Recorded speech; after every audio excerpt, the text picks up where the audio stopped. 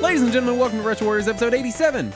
As always, I'm your host, Justin Baker, and as always, I'm joined by resident old bastard Chris Saturn. Hello. Hello. Saturn, stuff happened this week. I hear. Hey, but before we do the stuff, I want you to take a name out of this hat. What? This is our weekly patron drawing. We give away a game to one of our patrons every single week at any tier. You can give us $1, you can give us $1,000. Either way, you get name in the hat one time. Actually, if you give us $1,000, I'll put your name in the hat twice, but that's not the point. You can find us on Patreon at patreon.com/retrowarriors. This is for a copy of Day of the Tentacle, a game that I really don't enjoy, but a lot of other people do. It's a game with a good sense of humor. Yeah, I enjoy the writing in the game. I love the writing of the old LucasArts games. I'm just not a point-and-click kind of guy. I appreciate the game.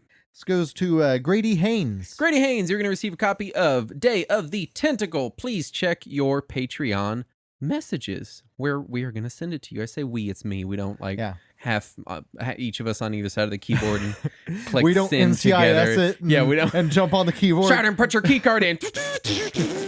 Have you seen that ridiculous clip? I think it was NCIS or CSI or something. Somebody is trying to hack the hackers before they can break in, and they're furiously going on the keyboard, and the other guy is on another computer furiously going at the keyboard, and he's like, wait, and he jumps in, and then they both take half of the keyboard and just start slamming on it. Because that's how letters work. Oh my god, it was so amazing. God damn it. Oh, it's so good. Enhance. Right? Anyway, we do have a lot to dig into this week. I printed my notes out, and they're many pages long, so hopefully we have time to get into all of it. First up, my week. Oh my God, Saturn! I cannot stop playing Zelda. I can't. It's really good. The show is getting edited late. Things are getting posted late. I can't. There was no classic corner this week. We're all just playing Zelda. We can't fucking function. The thing that I love about it is that I keep discovering weird things in it. Like normally when a new console comes out, I'm like, hey guys, I just discovered that I can share a picture of Lara Croft taking a shit on the Instagram or some retarded thing like that. Right. No, I'm discovering nothing about the Switch. I'm like, oh my god, I can burn a choo-choo and get red jelly. I'm discovering all these little tiny bizarre things in Zelda that makes sense. My favorite thing online right now is the NeoGAF thread, and it's entitled, "Oh my God, I didn't know you could do that." Zelda Breath of the Wild edition. Nice. And it's just people like, "Oh my God, did you know that you can attach a bokoblin to a horse and they get married?" And you're like, "No, I did not know that." Breath of the Wild, I had no idea. That's not a thing you can do, by the way. Yet. But you gotta wait for the DLC patch. Is the bestiality DLC patch. Totally a Nintendo kind of thing.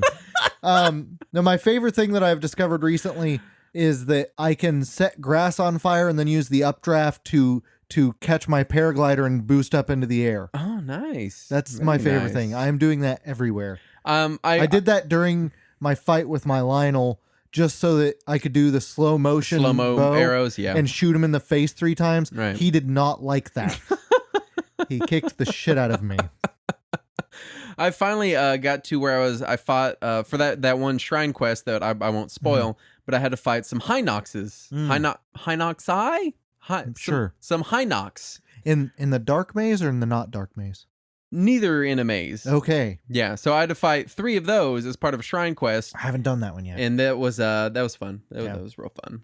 It's in the southern jungly Farron area, okay. I think is what it's called. I've not explored a ton of that area yet. Yeah, that area is weird and shitty. Yes. The lightning pisses me off. Yeah, I was trying to climb this one tower, and there is a lightning whiz robe. All my weapons were metal, and it's raining. Yep. And I can still climb it in the rain. I guess because it shelters you enough from the rain. Right. I don't know.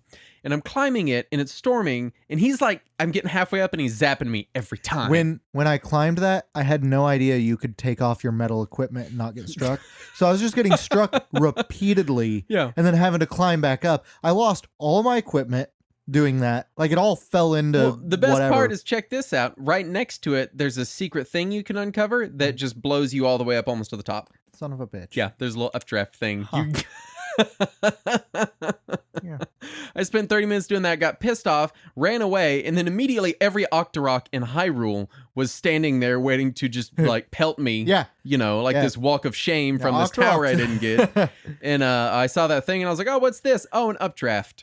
I found a little island off the coast that has a giant metal rock Mm. that has a shrine hidden underneath it. Mm. And it was killing me because I kept trying to or no, it's not metallic, but you can stasis it and then beat the shit out of it and it'll move off. But I kept getting hit by these Octoroks because there's like a dozen of them there. Yeah. So I go around, kill them all. Then I realized I could just throw the balloons onto that thing and it'll just lift it up. That is exactly what was covering the thing I just was describing, and I didn't know you could do that. Yeah, I didn't. I've not attached an Octorok balloon to anything, and apparently it's the coolest thing in the game. It is the greatest. I need to do it. Can you just attach it to bad guys and have them float away? Because that'd be great. I don't know. You could sneak up on them with your Sheikah gear. But you know what you can't sneak up on? Goats. You can't sneak up on a goat? I tried because I wanted to see if I could ride one because I can ride a pig, and I've been told you can ride a bear, but I haven't gotten close enough to a bear to find out. So I wanted to see if I could ride a goat and become the goat whisperer.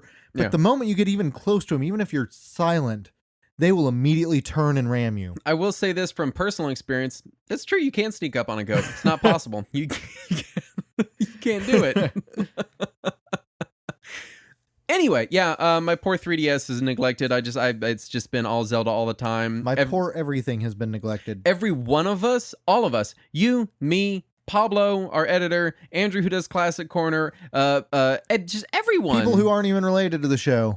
All of our friends, all of us, just all the time. All we do is play Zelda and talk about Zelda and Zelda this and Zelda. Balls deep in Zelda right now. I thought about covering a bunch of the review bullshit controversy going on with Zelda right now, but I don't even want to give the time of day. It's the dumbest. It's the dumbest I really thing. just cannot give a shit about the Metacritic score. Well, a lot of other people can. I know.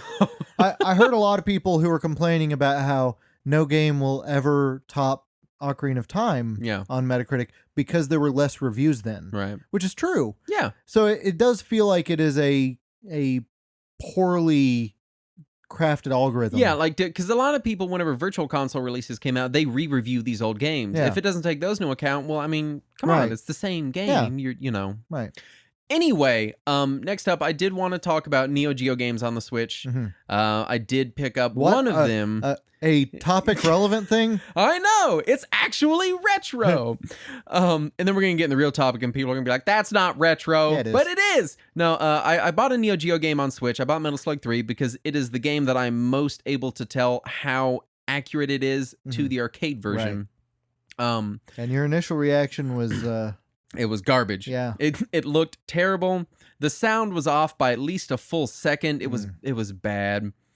And then Hamster updated it. They updated all of their Neo Geo games just last night. Like literally last night, it popped up, hey, the game updated. And I'm sitting there like writing my notes like Metal Slug, Switch sucks and they need to fix this and this and this. And then it pops up and it's like, yeah, we did. And I was like, oh, well, it's pretty great now. It's a pretty good version of it now. Not quite as good as 240p on your Wii. No. Well, I mean, what could be? You know, that's... So, they have updated the Neo Geo games. The problem was they looked really, really washed out, like bad washed out. And they've fixed that. And so this is actually a very, very good version of Metal Slug 3. It includes the English and the Japanese ROM, which there are noticeable differences because I noticed them. Nice. A high score mode and a caravan mode, which we haven't seen caravan mode in it's been a long time. I believe Hamster also did the Arcade Classics series on PS4. I believe it was them, yeah. And there's some really good games in that set. And I keep wanting to buy them, but then I'm like, they're $8 each. Yeah. And that's painful. But now that they've patched them, I will definitely pick up at least Waku Waku 7. It's just such a weird game. It's such you can play as a chain chomp. Yeah. What more do you want, Saturn?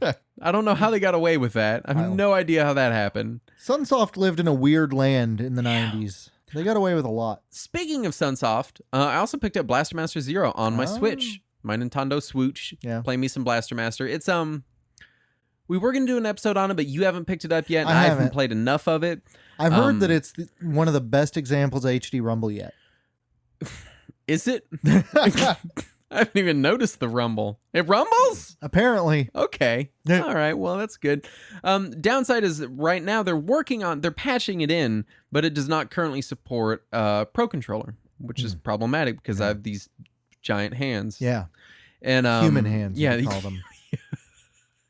And other than that, it's a remake of Blaster Master. I thought it was going to be a sequel. It's not. It's a remake, except they added in a bunch of dialogue because that's what Blaster Master needed was a bunch of dialogue. Right. We needed to know more about the Sophia whatever. Yeah, Sophia the Third. Gameplay wise, it's great. It plays really well. I'll probably talk more about it at a later date, so I don't want to dig too far into it, but the game is spot on. They add in this like goofy anime story with a bunch of goofy anime tropey characters. I've been told that the English version meshes somewhat with the original NES story, whereas the Japanese version meshes with the original Japanese story, which were drastically different back then. Right. Now, I think I'm going to try playing the game with my Japanese account, see if it loads up the Japanese story and see. Yeah. Because, I mean, Setsuna shows up in English on mine playing off of the Japanese cartridge, so who knows? As far as story-wise, it is the same as the NES one in that there is a frog in it, but that's about it. That's pretty much the extent of... You know, because the U.S. version of Blaster Master on NES was just like, Jason chased his frog and now he found a tank and he's in a tank. Right. And you're like, okay. Yeah. Let's do it. Let's rock, man. Yeah. The Blaster Master Zero is like, well, Jason was a scientist studying these alien creatures and then he discovered this frog that escaped. And you're like, stop. Yeah. Stop it. Stop. I don't care. Just play the game, please. But I'm very pleased with it so far. It's a very visually pleasing game. It plays great. I'm excited to play it on Joy-Cons, but the hour and a half I've played of it, it's a definite recommendation for me, especially for $10. I mean, a Blaster Master remake for $10. Yes, please support Sunsoft. Give them some money, please. I don't think Sunsoft has anything to do with Blaster Master It's got their Zero. name on it. Does it? Yeah. Oh, okay. I'm 90% sure I've seen it. Okay, because I know they didn't publish it. Yeah. I don't know what's left of Sunsoft. I don't know who ended up with the rights. I feel like it's just one guy. Like it's just the janitor. Well, they were part of a bigger company. Mm-hmm. I think they just shut down their software division at some point. But who knows what happened to the games? In news, I got a press release today from Capcom. Which is super exciting to me. They sent me an email, and I forget what the game's called. It is it's the Disney Afternoon Collection. Disney Afternoon Collection. They're finally doing it. They've finally gotten the rights to re-release all their NES Disney games. Not all of them. The good NES Disney games. Most of them. All of the Disney Afternoon branded ones. There's no Little Nemo. Well, that wasn't Disney. Wait, was that not Disney? Mm-mm. It was Capcom, right? Yeah, it was Capcom. That wasn't a Disney thing?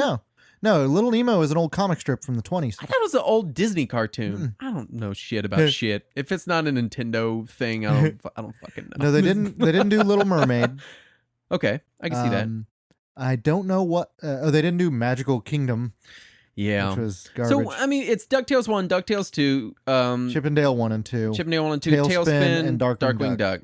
Okay. Which Darkwing Duck, I didn't care for it. I'm to understand that some people didn't hate it. I've not played Tailspin. I'm not a super huge fan of that one either, but I've been told that there are people who absolutely love it. Let's be honest. It's DuckTales 1 and 2. I love the Chip and Dale games. Really? Yes. I hated those. Love those games. Oh my God. Friendly Fire was a pain in the ass in those games. It was so amazing when you're playing with your older brother who is incompetent at video games. Yeah. And you just get to beat the shit out of him with boxes. Oh, that's great. I was playing with my older brother who could have been the wizard. Yes. And it was not fun. It was a very different scenario.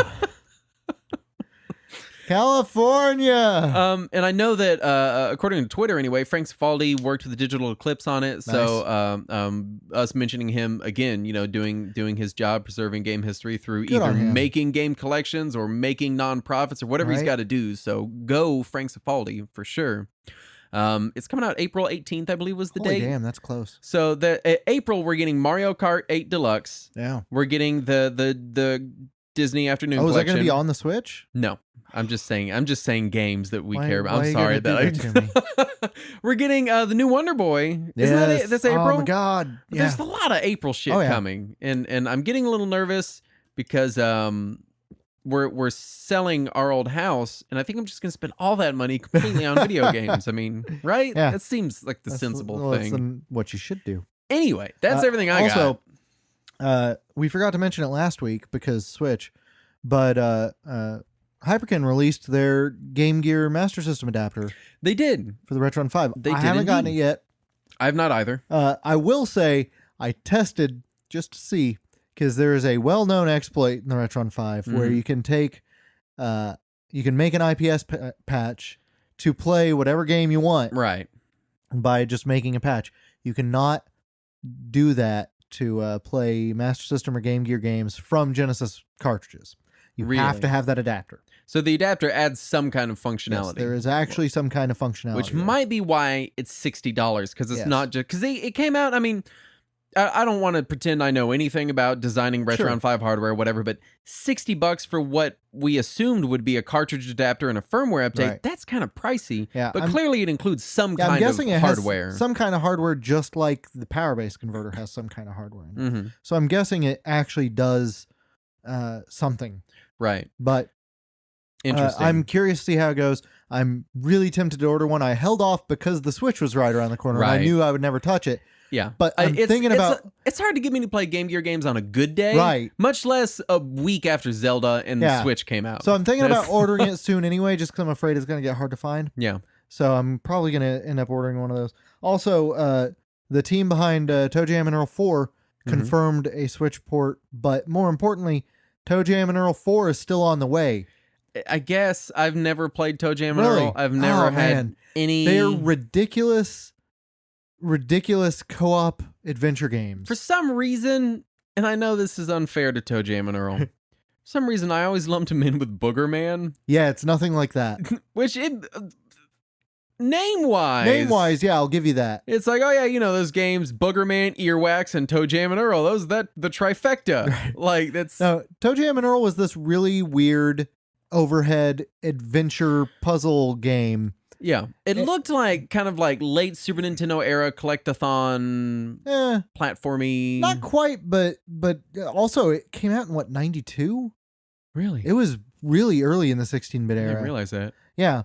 Because it got I know nothing about Toe Jam and Earl. it got a sequel still in the 16-bit era. Yeah. And then Toe Jam and Earl 3 on the Xbox was technically a game. Earthworm Jim as well, I lumped in there with just That's all of fair. those. Earthworm Jim I played, Yeah. but just something about like transitioning into 16-bit platformers that I didn't enjoy them as much. Well, I mean, Toe there's the Jam and Earl- Marios that I still Right. played, but like 16-bit platformers in general, you had like the Batman and Robin See, platformers. those are and, awful. Yeah. See, I love a lot of 16-bit platformers though. Mhm. But Toe Jam and Earl is not a platformer. The second one Okay. is, but the first one is not. Okay. It is overhead, quasi. It's not isometric, but it's like at a tilt. Yeah. It's very weird. It's very bizarre, slow paced, but it has that charm. It is Yeah. all about personality, and it is worth sitting down and giving it a chance. I'm gonna have to play them one day. I know Yeah. as soon as I said I've never played it, someone out there like just got a Yeah, nosebleed right. in internet land. I was like, what? Some Sega fan just had an aneurysm. But I mean, I'm glad it's coming because by all accounts, the few Toe Jam and Earl fans that I know love it. Yeah. and it's the greatest to them, Right. and so good on them for following up with it. Right. Well, that's all I got news wise. Though there is one thing I wanted to mention that kind of bridges us into our topic Mm-hmm. that I realized this week, Okay. because we've of the systems that are currently in production, we got the Xbox One, the PS4, the Switch now, Mm-hmm. and the 3DS, Mm-hmm. and technically 2DS. So the And the 3DS Vita. Oh no.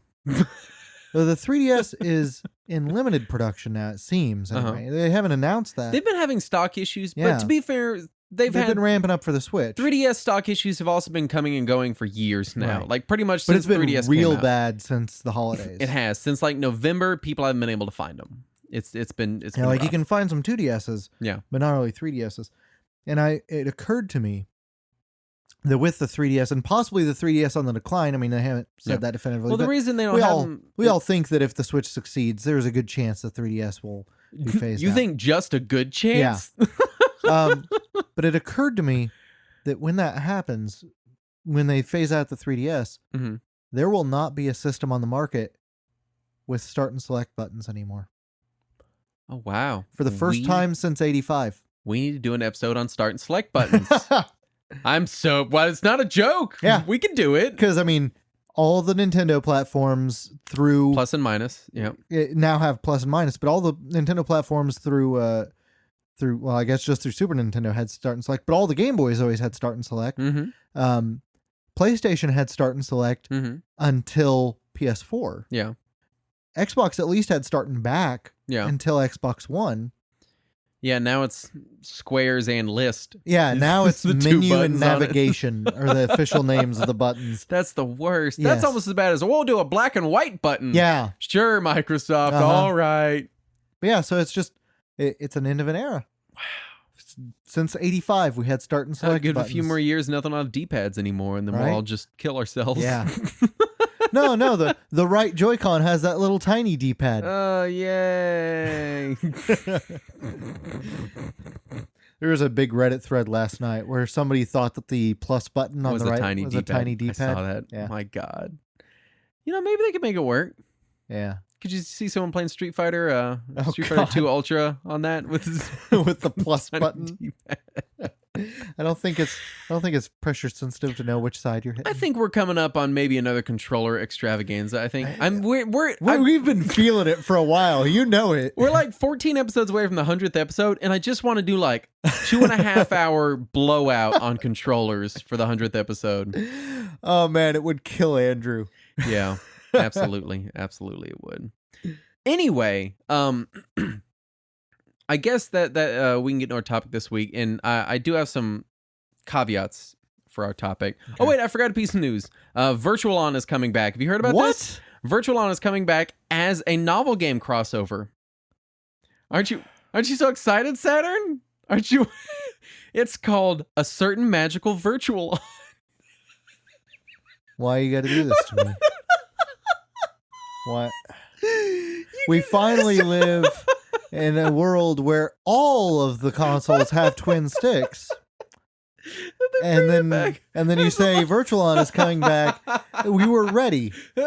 Every console was prepared. It's a light novel crossover game. Why? Oh, joy. From what I can tell, it's high school children falling in love with robots. I'm not totally sure on that, but there's a trailer you can watch. And the people who subscribe to our video feed will get to see the joy going out of my eyes. You did look really excited. Now I almost feel bad. I didn't know you were such a Virtual On fan. Love those games. Oh my God. Oh, they're so good. I had a friend who actually had the twin sticks for the Dreamcast. Yeah. Oh my God, it's so good. I got a Japanese copy of it because it was cheap. But you don't have the twin sticks, so why even bother? I just throw your copy in the trash. I just glue a joystick ball top to the top of my to the D-pad on my controller. Anyway, this week we are talking the Nintendo Wii. And I have a couple caveats I want to throw out there. One, next week we are not going to be doing a Nintendo topic. I swear. I swear we're not going to do. We say that every now and then. I know. We'll go through like right now. This is like our third or fourth Nintendo topic in a row. Like I get it. We're in America. We grew up in the suburbs. Like we're very Nintendo centric. Yeah. That's just who we are. But I do like to explore things that are not Nintendo because one, I think it's important, and two, it's interesting to me. Yeah. Well, also for us, especially for Americans, trying to embrace any non-Nintendo culture before about 92, bizarre. Yeah, is like treading into foreign territory. Yeah. Anyway, so next week, not Nintendo. I promise I don't know what it is yet, but anyway, I do also want to address the elephant in the room, which is Retronauts did a Wii episode just 2 months ago. See, I stopped listening to them a while back. And I know that in this imaginary rivalry that is completely invented and only exists within my head. Yes.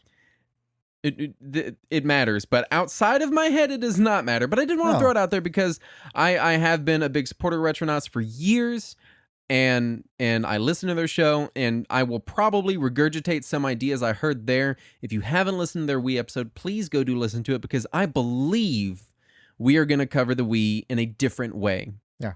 So I did want to throw it out there. One to so you'll have to call me out every time that I inevitably regurgitate. Jeremy something Perez already said that because I didn't listen to it. So right. I can't. But I did want to throw it out there because I know that maybe there's not a lot of people that listen to both. But if you listen to retro game podcasts, they're the retro game podcast. Right. There's a good chance you listened to it back in January. So definitely listen to it. But they did also cover it very much from an industry perspective, and we do not work in the industry. Yeah. I mean, we work near the industry, I guess, technically doing a podcast. No, It's I think we both worked in game retail at one point. yeah, I did a little bit of media work for like a year, but that was about it. So I did want to throw it out there. Yes, they did cover it before us. We've also beaten them to the punch on specifically Bubble Bobble, so suck it, Retronauts. I fucking love Bubble Bobble. And I feel like we did bubble bottles. I've completely forgotten our Bubble Bobble episode. I feel like we did Bubble Bobble more justice than they did. I think I want to go back and play Parasol Stars now. I get the feeling they didn't play all of the Bubble Bobble games before Probably they did the not. episode, and they're like, I've heard about this one. I was like, so well, okay.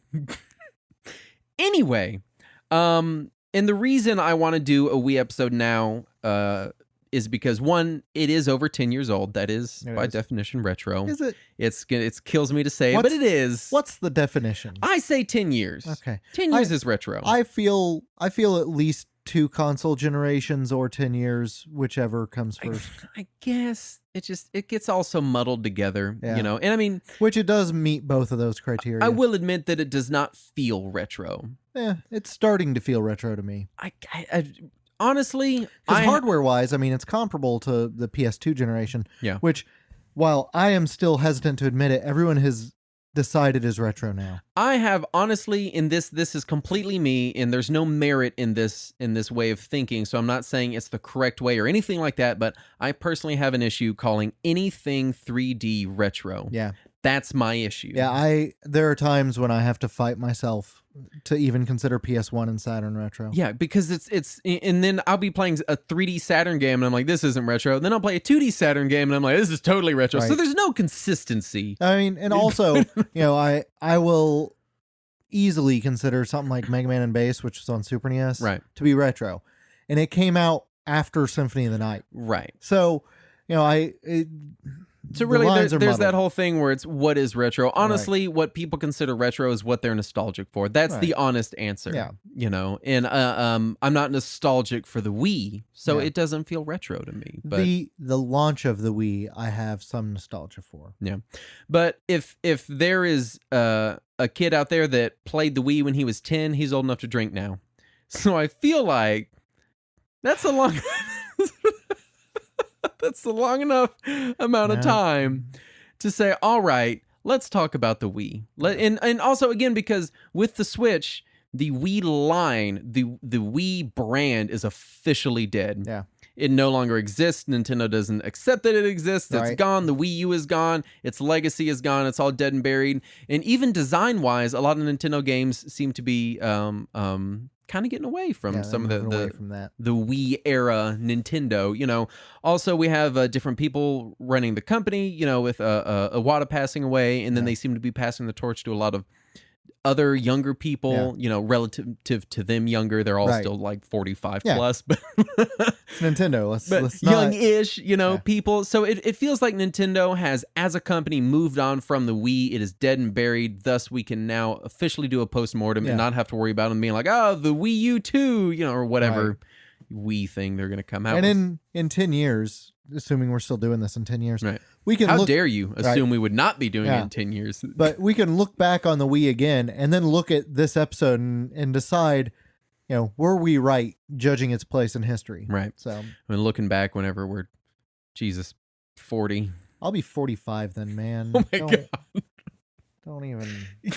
Anyway, let's talk the Revolution. Yeah. Let's talk pre-launch Nintendo Wii. Because first, I don't know how much you remember, but they announced the name Revolution and said it was coming well before they showed off the concept. 2004. Yeah. And then 2005, they showed it off. 2006, it launched. Yeah.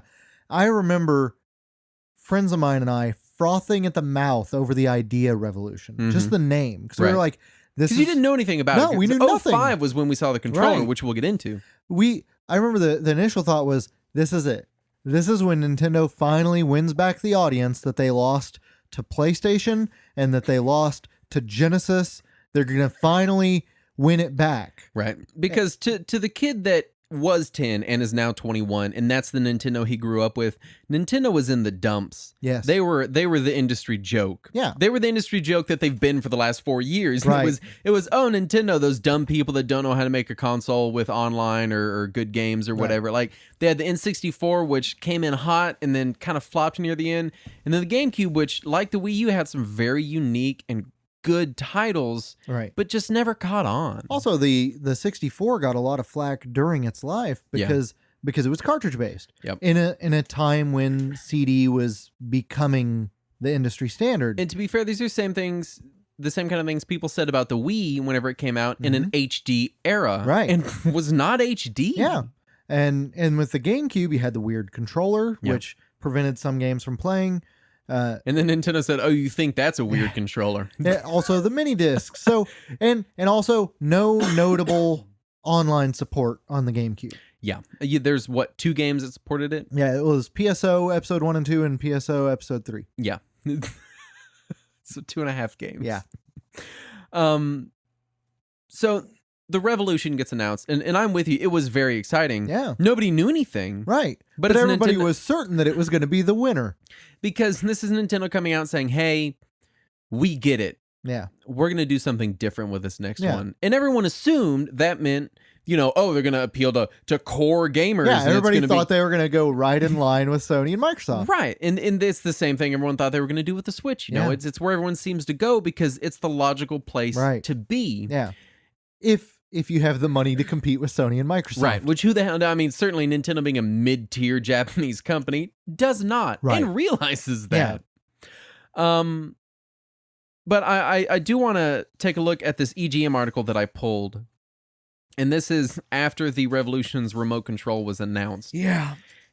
And this is from an issue of EGM. This is written by Mark McDonald, who you may recognize as Mark Gaming Jesus McDonald from 8-4-Play Podcast, if you listen to that. I love how big the attachment is. Oh, yeah. The nunchuck attachment is a huge block that goes on it. It looks like a Motion Plus with a cord hanging out. And everyone is so positive about this in this article. Yeah. They have hands-on impressions. They say that they found the remote comfortable, sensitive, and impressively accurate. Yeah, well, when it was announced, I mean, the people. Okay, first of all, there was 2 reactions because there was the people in the industry who got to play it Right. and got to experience it, and they were thoroughly impressed. Mm-hmm. Then there were the gamers who were wanting that core system. Yeah. Who were so upset. Yeah. There was palpable rage. Oh, yeah. At I remember being GameStops outraged across as well. The world. I remember seeing that and I was like, it's a TV remote. Yes. And then they said motion controls. Now here's the thing, and we may not touch on it again, so I want to say it now. The Wii's motion control was, to that date, the best motion control that the industry has seen. Yeah. In that it worked. Right. Now, Yeah, I would you have to posit- remember you're comparing it against things like the Power Glove Yeah. and the U-Force. Yeah. I mean, prior to that, motion control wasn't just a gimmick, it was a broken gimmick. It never worked. There was Right. I can't even name one working motion control peripheral before the Wii. Closest to a working motion control peripheral would have been something like the Power Pad or the DDR mat. Yeah. And even then, it was still a physical controller. That you controlled with motion. Right. So it was the best motion control anyone had ever seen Right. in the gaming industry, in that it worked. But I'm of the opinion, and you may by the end of the show realize that I wasn't a huge fan of the Wii, and kind of still am not, Yeah. unless you're gonna hack it. And then I'm like, yes, buy a damn Wii, it's Right. great. It never worked well. It always worked, but it never worked really good. With Motion Plus, it started to work much better. It was never accurate enough for me. Yeah. And it was just the technology wasn't there. You Right. know, if I swing my Wii remote 10 times, 9 times out of 10 it's going to do exactly what I want. And Right. that's a pretty good number. Right. But that 1 time out of 10 is too frustrating for Right. me. So, anyway, That might also taint your opinion of Skyward Sword. yeah, it possibly, that, and it tells me how much a fucking green rupee is worth every time I turn it on. They talked to Hideo Kojima. They say, quote, he lit up when we asked for his opinion. It's really cool because Nintendo broke their own rule, he says. They defend They defined the controller. I'm sorry, this is a bad copy. I don't know why I made a shitty copy, and then I'm reading it. Oh, yeah. They defined the controller with the old 8-bit Nintendo D-pad. Now they're changing it. It's so revolutionary. I see infinite possibilities because this controller can be used by anybody. Now, quick tally while we're on this. Hideo Kojima very excited about the Wii remote. Right. How many games did Hideo Kojima make on the Wii? Exactly 0. Oh, right, yeah. They also talked to Yuji Naka, Peter Molyneux. Yuji Naka made a shit ton of games on the Wii. Michelle Ansel of Rayman. He said they're all on record as big fans, even outspoken Microsoft supporter Tomonobu Itagaki. Mm-hmm. Had something nice to Itadaki. say. Mm-hmm. Yeah. So, I mean, people in the industry... That's a Ninja Gaiden guy. Yeah. Developers were very excited about this thing. It was, like you said...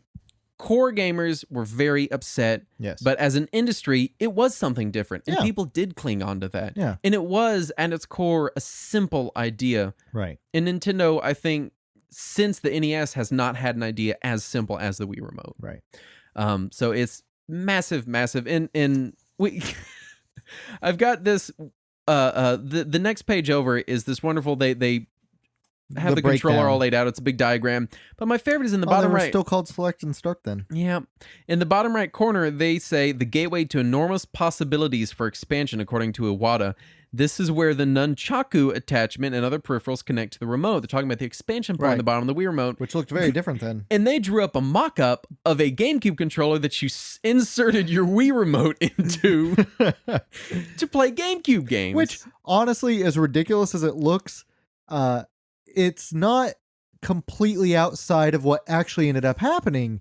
I mean, things like the Guitar Hero guitars for the Wii, you just slide your Wiimote in them. Mm-hmm. So, I mean, that kind of attachability did happen. Right. It's not exactly like that. And not on a scale that mattered. Right. You know, and we'll get into it later, but the majority of attachments for it were plastic garbage. And also, to keep in mind, I mean, even the best attachment for it, which I would argue is the classic controller, is something that programmers couldn't design around because they didn't know if the consumers would have it. Right. Because it wasn't bundled with the system. It wasn't even available when the system launched. It was available within a couple of weeks of the system It was pretty launch. quick after, Yeah. but it wasn't a launch item. You couldn't go buy a Wii and a class controller at that time. And I know that it's such a household name now, and it's the Wii, the Nintendo Wii. Yeah. That was the funniest joke Yes. that was ever made Oh my at God. any GameStop. Because I worked at GameStop for Wii launch, and before Wii launch, it was right in my GameStop heyday. So I have a lot of retail experience with the Wii, and it was just nonstop dick jokes. Yes. All day. Oh, the Nintendo Wang coming out. Yeah. Oh, you want to grab my Wii? Like just nonstop Yeah. all the time. Yeah, everybody at my house would talk about anytime that we were playing Wii bowling, it was, hey, pass me the Weenus. Yeah.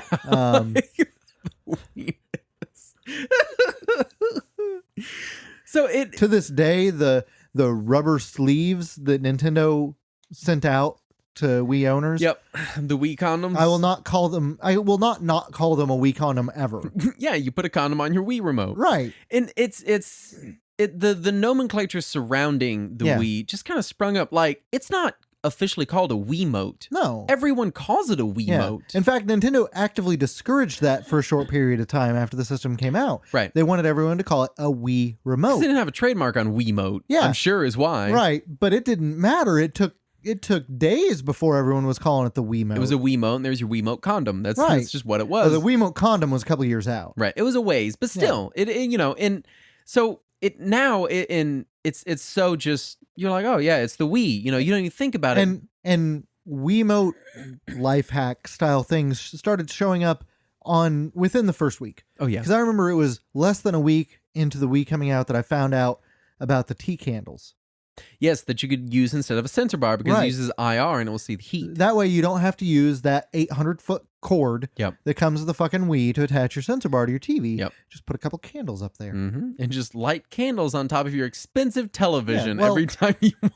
Most of my friends still had shitty tube televisions at the time. They were not expensive. This was also around the same time as the Batarang PS3 controller before they redesigned into the DualShock 3. So it kind of looked for a hot minute like controllers were going to get really weird there. Yes.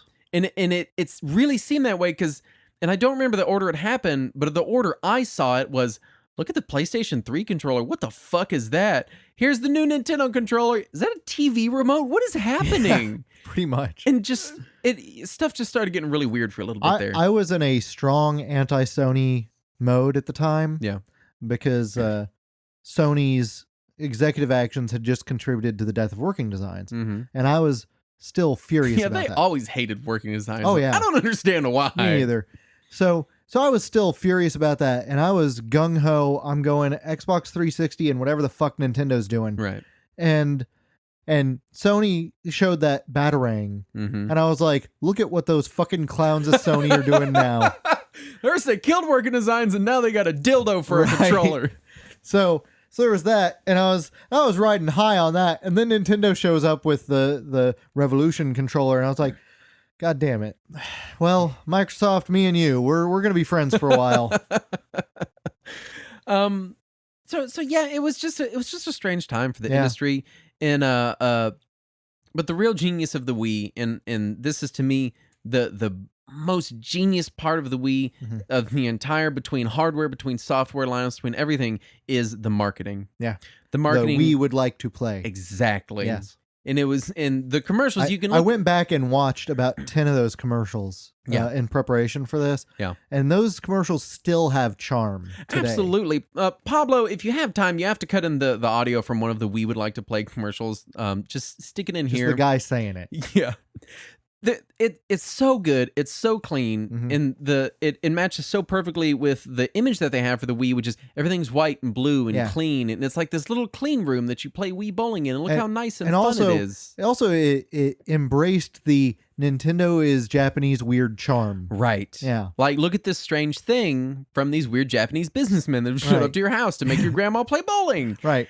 Or at your place of business to make you all play a Smash Brothers tournament. Right. And it was so perfect, and it was so well received. Yeah. And it was just it tied in together perfectly. I mean, granted, the reason it worked so well is because the Wii was such a simple idea. Right. You could watch someone throw one bowling ball and immediately understand, oh, that's how you play. And then all you have to tell them is just let go of the button when you know, and that's it. You're playing. It's done. And those commercials so perfectly showed off the capabilities of the Wii. Yeah. I don't know what the fuck happened with the Wii U by the time you got to that, but the Wii was just it was a lightning rod. Yeah, right there for a little bit. So let's get into the actual launch and how we felt about it at launch. So even at launch, I remember everyone was still making fun of the name. Yep, everyone was still up in the air. I did not pre-order it. Really? Because I was of the mindset that it felt like somewhat of a gimmick, and I was like, I will get it later when it's cheaper. Okay. That was my immediate thought. And then I played it on launch day. Because nobody I knew bought it, but I got to play it at a Best Buy or something. Right. And I played it, and I was like, I need this. and they had just announced Virtual Console as a thing that would be coming. Right. And I was like, I need this in my life. And so I had a friend who was a manager at a GameStop, and he calls me and he's like, well, we got one. And this was like a week or 2 weeks after it came out. Right. And he was you've like, already been sweating bullets. No, I was just like, if I come across it, I come across it. Because I was so backlogged on PS2 games at the time. Okay. And I was at a time in my life where I was really busy, and I'd just gotten all these extra social obligations, so I had no free time. And I was like, if I get one, I get one. And this guy, because I was on a Rocky Horror cast, this guy who was on cast with me was the manager of GameStop, and he's like, we got one. And I was like, I'll take it. He's like, done. And he buys it on the spot, and I show up and I hand him, because it was $200 at launch. I believe so, yeah. And so I hand him the $220 some odd, and like, here you go. And he hands me my Wii. And I take it home, and I'm like, what am I going to do with a Wii? And so I sat there and played Wii Sports alone in my apartment for like 2 hours. And then I just rushed out to Walmart, bought a classic controller at 2 a.m. Yeah. Came home and just bought like 12 Virtual Console games. Yeah. So day and date at launch, there was no Virtual Console, no classic controllers. There were few games other than the pack-in and Red Steel. Twilight Princess was there, but Twilight Princess was also on GameCube, and GameCube was playable on the Wii. Yes. So unless you were dying for the widescreen version, granted, Twilight Princess for GameCube was not easy to find. True. It was limited. It's very limited. Yeah. It's still not easy to find. Yeah, unless no, you go to game. GameStop where you can still buy it used on their website for $29. Really? Yeah. Of all the shit they mark up, they skip on that one? Yeah, and I recently rebought it from GameStop, $29, complete in case, looks brand new. Good God. Yeah. Anyway, Zelda was there, but like you said, it's on the GameCube, and the Wii plays GameCube games. Yes. So you don't even. But if you want to play it on a Wii, you have to have a GameCube controller. You have to have a GameCube memory card. Yeah. If you want to play the Wii version, you don't need an extra controller because you've already got your Wiimote and nunchuck, and it saves internally. True. So very true. There is that extra. There was a benefit to playing it, on the Wii. If you didn't already own a GameCube. Right. But at that point, GameCubes were a dime a dozen. I mean, GameCubes were like... They were already dropping to like between $30 and $50. Oh, yeah, absolutely. And they were so dirt cheap. You could spend $100, get a GameCube, a memory card, a Wavebird, and Twilight Zelda. Princess. Yeah. And be set. Yeah. As opposed to $200 for a Wii. But the GameCube version didn't support 16:9. Oh, God. It did support... No, it didn't support progressive either, I think. I don't know. It might have... I'll have to double check. I think it was just 480i, which is weird because so many other GameCube games supported progressive. They clearly took it out. Yeah. So that people buy the Wii version. Yes. But at launch, there wasn't a ton, know, and a lot of people are bitching about Switch launch right now. It kind of looks the same as the Wii launch, really. Yeah. I mean, you got your party game that should have been a pack-in. Yeah, you that know. was the thing. Wii Sports was a pack-in, right. And it sold the system. Absolutely. Like, to gamers, it didn't sell the system, but to non-gamers, Wii Sports was the killer app. Oh, yeah. I know people that bought Wiis and didn't know it was Nintendo and that it had other games. Right. They're like, oh, this is the same thing that does the Mario? And you're like, yes. Yeah. I know several people who got it just for Wii Sports and never bought another game. This was my first party game console because I was right at that age. It was 2006 was my junior year of high school, so I was 17. Right. So I was perfect age for this thing to come out. We had Wii parties all the time. Yeah. And so, yeah, you're absolutely right that Wii Sports sold to everybody that came over and played. Was like, I want one of these. How do I get one of these? Well, it's $200 and you got it. Okay, done. Right. Done and done. And it really begged to be played with other people. Oh, yeah. And so go out and buy some more Wiimotes. Absolutely. Which were what, 40 a piece? $49.99. 49? No, they were $39.99 and the nunchuck was... It was impossible to find for a while. Yeah. Was the nunchuck 20? I think it was 20. Which is absurdly high. And I didn't get a second nunchuck until 2013. Mm-hmm. And I already had a Wii U. Yeah. And I found that you could get Wiimotes Plus with nunchuck refurbed through Nintendo's website for $24. So I bought 3. I bought my first Wii remote that did not come with the system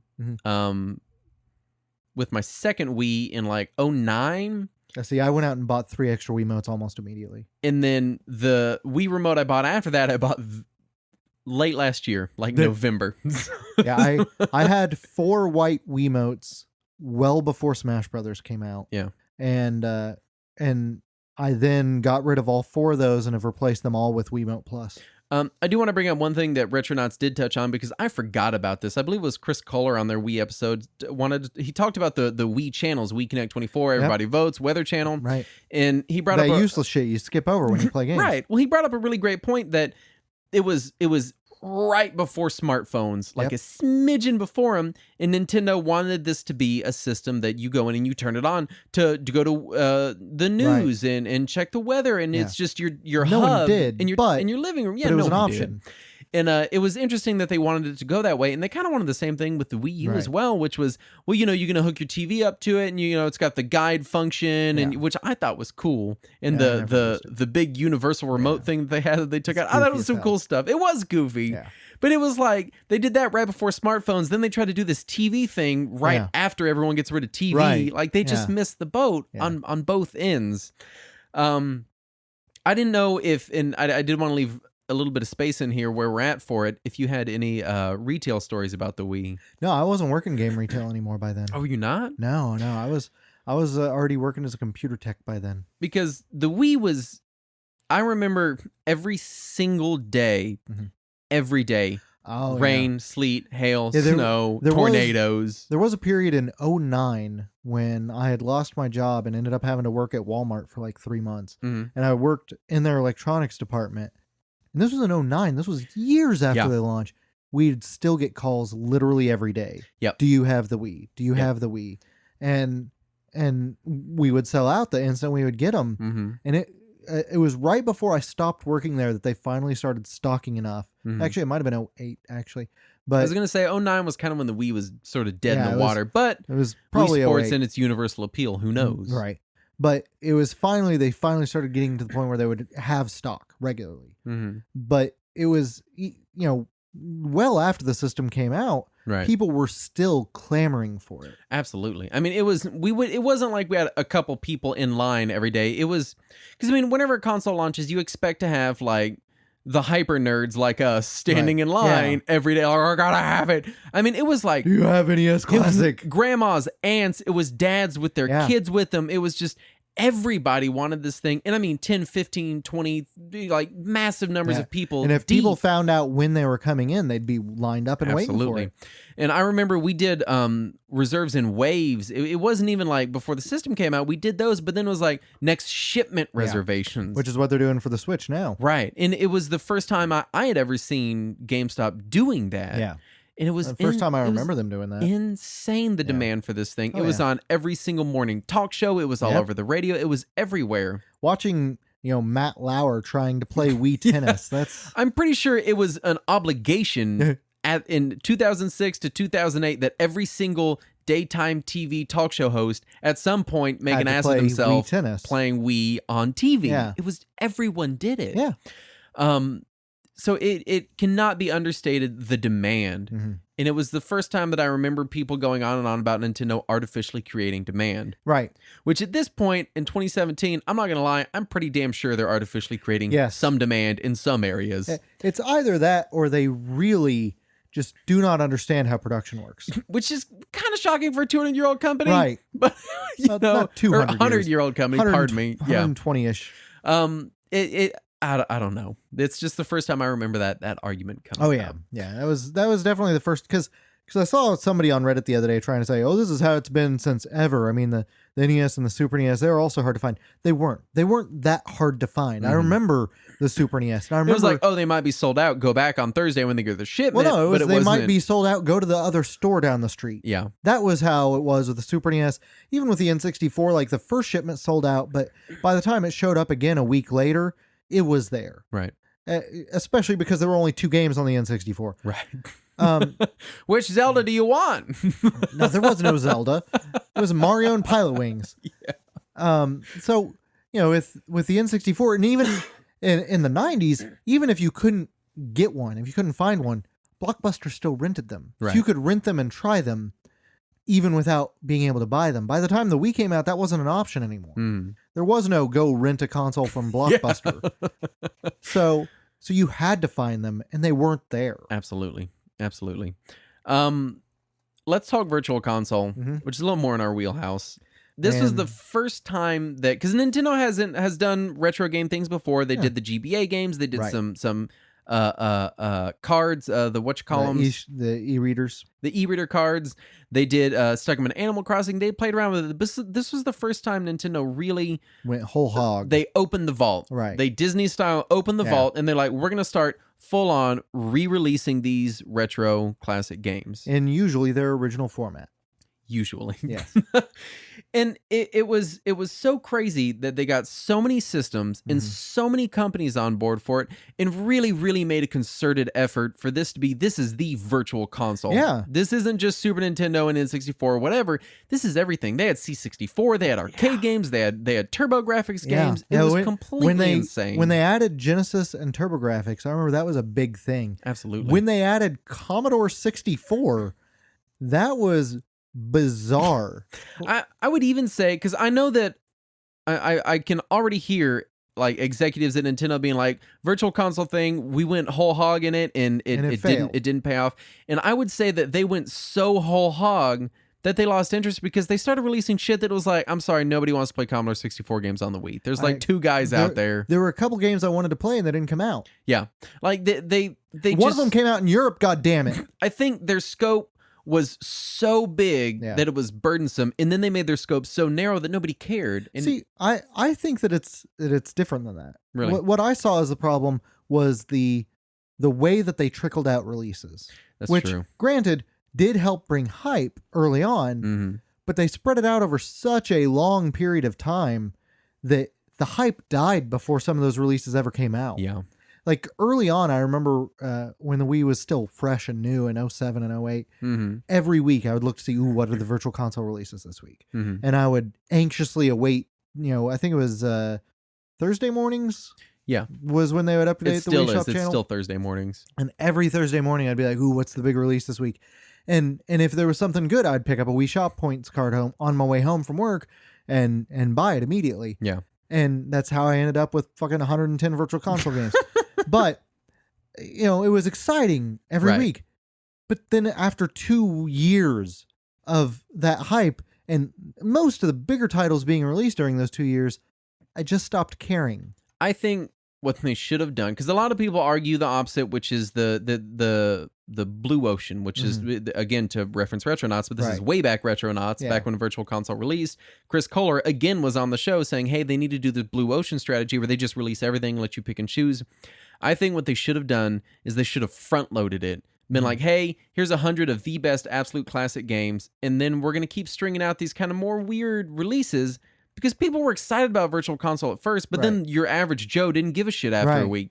People would have binge bought $200, $300, $400 worth of games, and then people like you and I would have kept an eye on it and bought some of the weirder turbo graphics and whatever stuff that came out later on. I think that would have been a better strategy. See, I'd be afraid that the third parties would give up by then, though. Possibly. Because when you're looking at the more obscure, weird games like Cho and Iki, it's hard enough to get that game an audience in the first place. Releasing it 6 years in when no one's paying attention, which is exactly what they did with Cho and Iki, I can't imagine it has sold real well. And with Virtual Console, this also makes the Wii, at the time anyway, it felt like the ultimate backwards compatible console. Yeah. And this was also the first backwards compatible Nintendo home console that they'd ever released. Right. Because before that, GameCube, N64, Super Nintendo, NES, none of those were compatible with each other's games. But with the Wii, you could play the previous generation GameCube games, and you could download everything else. You could play all of Nintendo history on this one machine. Yeah. It was a big deal, except for the fact that it has half a gig of internal storage. Yes. But eventually, they did patch it to where you can install Virtual Console or any WiiWare games to an SD card. Eventually. And then they patched that so that it would accept SD cards larger than 2 gigs. Yeah. So they supported it well. It just, it should have, it was so, even at the time in 2006, half a gig was a joke. Yes. I mean, 2006, 2007, we were kind of getting into terabyte hard drive eras. Well, even more than that. I mean, the 360 had already launched by the time the Wii launched. Right. And the 360 had was it a 60 and 120, or was it just 120? No, I think they had a 20 and a 60 early on, something like that. That sounds right. But yeah, I mean, somewhere around there. Either way, significantly larger than the half a gig. Yeah, many times more. Yeah. It's almost as if I constantly complain about Nintendo consoles and their tiny storage. Wii U and its 8 gigs, Switch and its 32. Yeah, but and another thing about the Virtual Console is that because no one had really delved this deep into retro games before, it kind of set the pricing standard at the time. It seems high now in retrospect when everybody else is getting on board with this retro re-release thing. Yeah. And by the time Wii U came out, it felt silly. Yes. But it had never been done before. Right. No one knew how to price these things. And $5 for an NES game, today that feels a little high because we've been spoiled by the iOS app store and Android market and all that stuff. Yep. But at the time it was, it's $5 for a game. That's dirt cheap. Yep. I mean, even compared to at the time, we didn't have mobile games. We had Game Boy games, which were $30. So $5 felt like nothing. Yeah, absolutely. So I binge bought a shit ton of Virtual Console games. I want to talk, before we get into the Wii's legacy and its lasting impact, I want to talk about my favorite topic about the Wii. And again, like I said earlier in the show, you may come to realize that I was not a huge fan of the Wii in its prime. I owned 3 of them and currently own 3 right now. I don't know how they just keep populating in my house. They're like Game Gears. I have a whole section of my notes called shovelware and dumb peripherals. Yeah. Because we have to address the fact that the Wii was the king of shovelware. Yeah, it had a shit ton of games, and like 90% of them are garbage. Yeah. It felt like 1983 all over again. Everyone had a game. Every company had a game. Everyone You can had a tell game. how much shovelware there is on the Wii, because if you look at a used Wii game shelf at a GameStop or a movie trading company or whatever you have in your area, Right. and you look at it, probably 2/3 of the games you see on that shelf are from companies you've never heard of. Yep. UFO was a big UFO Wii is the supporter. first Oh one my I always God. think of. But yeah, just tons of companies you've Yep. never heard of coming out of the woodwork to put out garbage for the Wii. And my roommate loves all of it. He loves the worst games on the Wii. He had me hack his Wii and set it up so that he could install games to a hard drive. And most of the shit that he has installed on his hard drive is shit like Calvin Tucker's Redneck Jamboree and Chicken Hunter and bullshit like that I didn't know existed. Yeah. It's bizarre. What was interesting about it was because it was not an HD system, you could make standard definition games, meaning making games for it cost nothing. Yeah, and they could use toolkits that they had used on the PS2 or on the GameCube or whatever, and get them. And new companies could buy them cheap off of bigger companies that were getting rid of this old dev everything's HD now. Right. Yeah. So it really was the king of shovelware. Yeah. I mean, maybe rivaled only by the DS. Yeah. Because the DS got picked up as granted, let's be fair, there was tons of shovelware on the PS1 and PS2. Oh yeah. No, Tons yeah, of it. don't get me wrong at all. But yeah. But the percentage of shovelware versus the library, I'd say, is definitely bigger on the Wii. Right. Absolutely. Dumb peripherals, plastic junk all over everyone's houses. Tennis rackets. I've seen baseball bats. Why would you have a baseball Never had bat? any of it. Now, I have a zapper, which is still just plastic junk, really. But it's fun because, like you said, there were a few peripherals that did actually use the functionality of the expansion port on the Wii remote. Right. Very few. Yeah, classic controller, nunchuck, Guitar Hero, and classic controller Pro. Yeah. That was it. Everything else was just a plastic shell you put it Right. in. Steering wheels, and none of it made They any were sense. first party steering wheels. That was the I worst know. part. It came with Mario Yes. Kart Wii. It came with it. Now, here's the thing. It really was kind of genius. Yeah. Because it cost nothing. Make these plastic you remember shells. when you were a kid and you'd be in the dollar store and your mom was buying... Oh, what happened? What? Oh, my headphones just died. Oh, okay. I was like, oh, what happened to the recording? You remember when you would be a kid and you'd be in the dollar store and your mom would be in buying fabric or whatever, Right. and you'd buy that little like playset, the like ninja playset that's oh, the nunchucks and the sword and the throwing star. It was you that, could buy but those for the Wii. of Wii peripherals. Here's a tennis racket, a baseball bat, and a dildo or whatever. You would, and it was ridiculous. And for a while there, if you wanted to buy a Wii from Best Buy, you had to get that with it. Yeah, It was absolutely. bundled with it. So I mean, in like used game stores still just have bins of this shit. It's just garbage. Yeah. Now, and like I said, it was kind of genius because it was just plastic junk. Right. It cost nothing to make and nothing to buy. Yeah. And it made people feel like they were getting some kind of extra functionality out of it. They When were in not. reality, the only thing a bat is going to do is make you hit people with a bat on accident. Now you have a free wiffle ball bat to come with your fucking Wii. I just wanted to mention that. It was so goofy. And granted, there are still a ton of games that I love on my Wii. Oh yeah, and I we're gonna get into that. probably have 2.5 dozen games on my Wii, easy. So before we get into game recommendations, I do want to talk legacy. The Wii single-handedly put Nintendo back on top financially, anyways. Yeah. Core gamers always kind of seem to hate it, but financially, it was massive. It was the move they needed. Absolutely. It became a household name. There were viral videos, morning talk shows, every Christmas list. It was all over the place. Also, even the bad publicity seemed to sell the system pretty well because there were so many news reports about Wiimotes through TVs. Yeah, people like throwing their Wii remote through their toddler or whatever. So I had just before the system came out, just bought my first HD TV. It was also my first big TV. It was a 61-inch DLP, and I moved it across the Metroplex when I moved from Dallas to Fort Worth, and I had set it up, and I had it in my new place, and I was so excited. And I got my Wii, and I had some friends over, and they were drunk, and we were playing Wii bowling, because that's what you do. Right. And a Wii remote slips out of somebody's You're hand. kidding me. It happened to you? It went about a half a centimeter above my TV screen and slammed into the wall full speed. It left a huge mark on our wall. Mm. And this drunk asshole was not allowed to play the Wii without a wrist strap for the rest of the life of the system. Well, the wrist straps came out, but then there were reports that the wrist straps were breaking because it was such a spindly little piece of thread holding it on there. I had contacted Nintendo. I got all the new wrist straps and all the Wii condoms. Reinforced Teflon wrist straps. The newer ones were better because they had the locking mechanism on the strap. And so I had all reinforced wrist straps. I had all Wii condoms. And so I started enforcing the condoms. I started enforcing the wrist straps. Me too.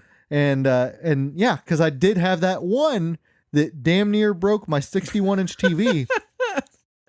I was going to have to choke a bitch. In speaking of legacy, this is also the first Nintendo console I remember seeing in everyone's home since the NES. Right. I mean, everyone had an NES. Everybody owned one. It was in everybody's house. But as we got to the Super NES, some people had a Genesis. Yeah, it became this. It was now it's gamers and you can buy all these different stuff. And a lot of people. All the mothers still called them Nintendos. Right. But and then a lot of people like my parents, they played our Nintendo. Super Nintendo came out and they're like, too many fucking buttons, just going too crazy. We don't know. This is the first console I started seeing in the homes of people that had no gamers in their household. And that was exciting to see. Yeah, definitely. And it is still the cheapest by far way to play GameCube over component, as well as I want to say I believe it's the only way to emulate 240p games after a very simple hack on a CRT. Probably. Yeah. So as far as a lasting impact of the device, it is one of my absolute favorite emulation machines still to this day. It is still one of the most accurate and one of the most versatile. Yeah, and it has a hell of a homebrew community. Absolutely. It's still, to this day, in 2017, people are still coming out with updates for stuff. I guess you didn't see it in the notes, so you're going to have to wing it, but I wanted to do a top 5. So if you want to get into the Wii library and you want to check some games out, this is my top 5 games, I think, if you want to play Wii today, that you should go and check out. I know that I will have at least one that is not in common with you. That I think still hold up, and I don't think you're going to love my list. Okay. So, this is in no order, by the way. I'm trying to pull up a picture of my game so that I can come up with a list. I'm going to go Wii Sports, because you have to. Right. You have to. Yeah. Eevee the Kiwi. I thought it was Ivy. It's pronounced Eevee. Okay. I checked with Yuji Naka. Sure. Tatsunoko versus Capcom. Okay. Because it is the most Japanese thing on the entire system. That's true. New Super Mario Brothers. New Super Mario Brothers Wii. Yeah. And then my last one, don't freak out, is Metroid Other M. I enjoy the game. Yeah. And I know everyone hates it. And even if you don't like it, play it to understand the controversy and why everyone was so upset and why it was such a big fucking deal. And I would probably say you could swap out Metroid Other M with like Xenoblade or something. Yeah. But you should play Metroid Other M. It is garbage, but you should play it. Even if you just want to get what the deal was, because that was a massive, huge deal. So wanted to love that game. It was such a big deal. I do like the game. Now I've never replayed it. I played it before I read any reviews, and I was like, oh, that was pretty good. And then I read reviews, and I was like, what happened? I pre-ordered it, got halfway through, and just completely lost interest. But, so yeah, I'm gonna agree with Wii Sports. You can't not play Wii Sports on that system. And you're gonna agree with Eevee the Kiwi? No, of course. It's such a good game. I've never played it, so I can't speak to that. I would also Super Paper Mario, which was a game that I was looking forward to. Hated so Super much. Paper Mario. Really? Hated that game. Oh man, I love that game. I played it and I was like, I thought these were RPGs. This sucks. Oh, it's such a good game. I want to go back and replay it because I really was looking for an RPG. And I played and I was like, this is not one. No, see, first of all, it had been in development for years. It was supposed to be on GameCube, and they had said that it was going to be a side-scrolling platformer with RPG elements. Now, writing-wise, I remember enjoying it. It's a very smart game. And especially when you get to the retro-themed area. Yeah. Oh, it's so good. Did you get that far? World 3? Probably not. Oh, it's just a giant world-long joke about NES games. That's so great. And there's a nerd character there who is an otaku and has to go on a BBS and brag to his friends about how he met Mario. All right, I got to replay it now. Oh my god, it's so good. All right. Such a good game. So Super Paper Mario, Wii Sports. I know that you wouldn't agree with this, but I got to go Silent Hill Shattered Memories. I love that game. If you say so. So good. If I ever need to induce pants shitting, I'll check it out. It's probably the least scary Silent Hill game. Probably still scary as shit to me. And it has nothing to do with the rest of the Silent Hill series. In fact, it blatantly contradicts the story of the rest of the Silent Hill series because it's not supposed to fit in. Right. It's supposed to be just like a tangential offshoot kind of thing. Like, this is a different imagining of what Silent Hill as a series could be. Right. So definitely recommend that. I'm gonna throw Mario Kart Wii in there. I like Mario Kart Wii. I just was so in love with Double Dash. Yeah, I also love Double Dash. But I played so much Mario Kart Wii. Between Mario Kart Wii and Mario Kart DS, I was way more in the DS one. See, the thing about Mario Kart Wii is it's really easy to get, if you want to play multiplayer, it's really easy to get people who are not gamers to play Mario Kart Wii. Right. Because it has the automatic mode, which means you don't have to learn how to drift. Which they're bringing back. Yeah. So that means that you can get new gamers to give it a chance with you. After that, I'm on the fence between Eevee the Kiwi. You know what? I'm gonna commit Fortune Street. Okay, I didn't play that until last year when I bought my Wii remote. I love Fortune Street, and that's the only game in that series that was released in the US. Yeah. Absolutely love it. I played it. I spent like a weekend playing it after I bought it last year, and it was really fun. Letting your wife beat the shit out of you. Yeah, she just decimated me. I'm not good at investing. It's why I married an accountant. Right. Earlier, I tried to figure out like what half of 80 was or something, and I came up with 8. Now I don't know how that was. And I immediately realized my mistake. So give me some credit. But it was one of those things where I was like, oh, I'm not my wheelhouse. Yeah. Anyway. We are done. As always, thank you for listening. We'll be back with some non-Nintendo talk next week. Well, I mean, we'll probably still talk some Zelda at the beginning. Next week, all Batarang controller. All Batarang all the time. Please do go check out our Patreon campaign at patreon.com/retrowarriors. We would love to have your support, and we would love for you to have free stuff from us, from Classic Corner, video versions of the show, being entered in drawings to win games, all sorts of cool stuff like that. So please do go check it out. You can also go to our website, retrowarriors.net, and find everything there, including our writing and the magazine. And that's it. I think that's all we got this week. And we'll be back next week. And as always, let us cling together.